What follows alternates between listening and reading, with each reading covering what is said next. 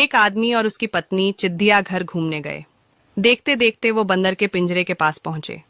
वहां उन्होंने देखा कि एक बंदर अपनी मादा के साथ बड़े जोश से खेल रहा था।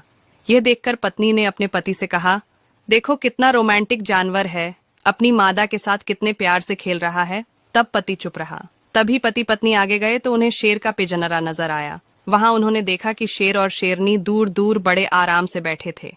खामोश शेर अकेला एक कोने में बैठा था, जैसे शेरनी का कोई अस्तित्व ही नहीं हो। ऐसा देखकर पत्नी ने थोड़े दुखी मन से कहा, कैसे जानवर है, बिल्कुल अलग ही बैठा है, जैसे शेरनी को जानता ही नहीं।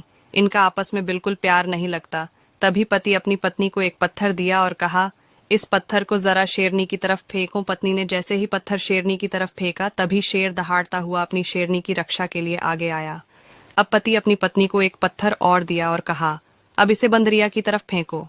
जैसे ही पत्नी एक आदमी और